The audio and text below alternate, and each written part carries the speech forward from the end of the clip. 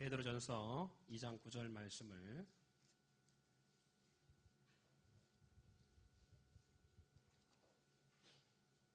우리 본문의 말씀을 같이 읽기를 원합니다. 베드로전서 2장 9절 같이 읽습니다. 시작.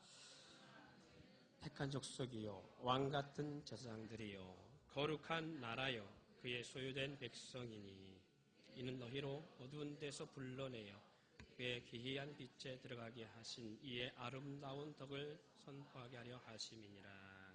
아멘. 오늘 이 본문의 말씀을 통해서 거룩한 인생과 타락한 인생이라는 제목으로 말씀을 전하고자 합니다. 자, 한번 따라합시다. 거룩한 인생, 타락한 인생. 많은 분들이 거룩한 인생과 타락한 인생 하면 이렇게 생각합니다. 요즘 세대가 타락한 세대라 그렇게 얘기를 합니다. 틀린 말은 아닙니다. 그리고 또 타락했다, 거룩했다라는 어떤 이러한 단어들에 대해서 많은 혼동을 갖고 있는 분들도 있습니다.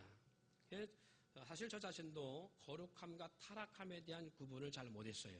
뭐가 거룩한 것이고 뭐가 타락한 것이냐. 사랑하는 성도 여러분, 예수님께서 이 땅에 육신의 몸을 입고 오셨을 때에 누구를 구원하기 위해서 오셨다고 했어요? 죄인이요, 의인이요? 예. 그러면 죄인인 인생은 타락한 인생이요, 거룩한 인생이요? 예. 그래요. 그럼 이 시대에 믿음 생활하면서 타락한 인생과 거룩한 인생 할 때 타락한 믿음의 생활 삶을 사는 사람이 구원받을까요? 버림받을까요? 예수님께서는 어떤 사람을 구원하고 오셨다고요? 그럼 이 시대에 타락한 인생이 죄인이요, 의인이요? 믿음 생활하면서 타락하고 죄인된 인생이면 구원받을까요, 받을까요? 네, 답을 못합니다, 점점. 심각하게 됩니다. 고민하게 됩니다. 이런 상황이 놓여집니다. 그런데 이런 상황이 놓이는데 이런 상황에 대해서 답을 얻으려고 알아요. 그리고 막연한 신앙생활 하면서 나는 어떤 인생인지를 구분하지 못하고 내가 어떻게 되어져 가는지 구분하지 못합니다. 제가 왜 이 문제를 고민하게 됐냐면 어느 노목사님이 같이 차를 타고 가게 됐어요. 그래서 그 차를 타고 가면서 차 안에서 제가 뭘 들려주냐면 가요를 들려드렸습니다. 제 차에는 아이들로부터 시작해서 학생, 청년에 맞는 노래, 그리고 중년이 맞는 노래, 60, 70 되신 분들이 듣기 좋은 노래 다 갖고 있습니다. 트로트부터 시작해서 애니메이션, 만화, 영화 주제가까지 다 했어요. 다양한 장르의 노래를 가지고 있습니다. 왜냐하면 거기에 맞는 노래를 들려드리려고. 그래서 제 차를 타고 가면서 목사님이 딱 들었더니 너무 좋아하시는 거예요. 60대 어느 노부부 이야기라는 노래였어요. 그것이 마지막 갈로 가서는 서로 부부가 떨어지는 애절한 마음의 노래가 잠겨 있거든요. 그 노래를 딱 들을 때 너무 좋다고 그 옆에 사모님이 배워야 되겠다고. 그래서 당신 남편 되신 목사님한테 배워가지고 들려달라고. 당신 해갑 때, 행신 때인가 이 노래를 꼭 자기를 위해 불러달라고. 그런 말씀을 하시더라고요. 그러다가 어떻게 좀 시간이 지나면서 대화가 이제 무르익어가는데 이 목사님이 그런 말씀을 하세요. 옛일을 회상하면서 지금의 자신 상태를 영적으로 예전에 비해서 못하다는 표현의 말씀을 하시더라고요. 그러니까 제가 그 목사님의 그런 표현을 갖고 있을 때 제가 반문했습니다. 물어봤습니다. 무엇이 예전과 다릅니까? 그랬더니 그 목사님이 하시는 말씀이 목회를 시작할 때 젊을 때는 많은 시간을 기도했다. 근데 지금은 기도하지 못한다. 그때는 영화도 보지 않았고 여가 선영도 놀러도 다니지 않았다고. 오직 목회만 했다고. 뿐만 아니라 세상 노래는 입에도 담지도 않았었다고. 그래서 노래할 줄도 모른다고. 근데 저는 또 젊은 목회자인지 모르겠지만 그런 목사님들 그런 소리를 들으면 자꾸 타락시키고 싶어. 그래서 노래방 한번 가실래요? 그랬더니 노래를 부를 줄 몰라서 못 간다는 거예요. 사랑하는 성도 여러분, 그래서 제가 그 목사님에게 이런 반문을 했어요. 그 목사님 지금 타락했습니까? 어떻게 생각해요? 전에 비해 지금은 더 못하다는 말씀이십니까? 제가 이렇게 물어봤어요. 했더니 이 목사님의 말씀의 뉘앙스는 영적 순수함을 잃었다라는 의식을 갖고 계셔요. 그래서 제가 정말 그럴까? 근데 더 이상 말을 하지 않았어요. 한번 생각해 봅시다. 이게 영적 순수함을 잃은 것인지, 정말 그렇다면 그것이 바른 판단이고 정확한 영적 진단이라면 하지 말아야 됩니다. 그렇지요? 하지 말아야 돼요. 더욱이 기도가 예전보다 많이 줄었다. 이것이 영적인 타락이거나 신앙생활에 상당히 다운되어 있는 것이다 라고 생각한다면 기도생활을 늘려야 됩니다. 왜? 타락해가고 있는 거니까. 더 많은 시간 세상보다는 기도와 영적 생활에 집중해야 되는 것이 사실입니다. 알면서 안 하면 정말 타락해져 가는 것이고 잘못된 길을 가는 잘못된 삶이기 때문에 그래요.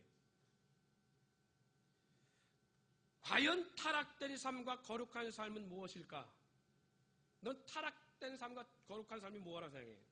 저는 그 노 목사님의 삶이 타락한 삶이라고 생각하지 않습니다. 왜 그러냐? 다만 왜 그 목사님이 그런 생각하냐면 신앙과 믿음 생활의 잣대와 표대를 어디에 맞췄냐? 그걸 과거에 맞춰놨어요. 과거에 맞춰두고 있으면서 그것이 바른 신앙과 생각이라고 하는 데서 오는 커다란 오류 때문에 주어진 결과라고 저는 생각합니다. 그리고 거기에 중심을 두고 있기에 지금 그렇지 못한 자신의 모습이 그렇지 못하게 느껴질 수밖에 없는 거예요.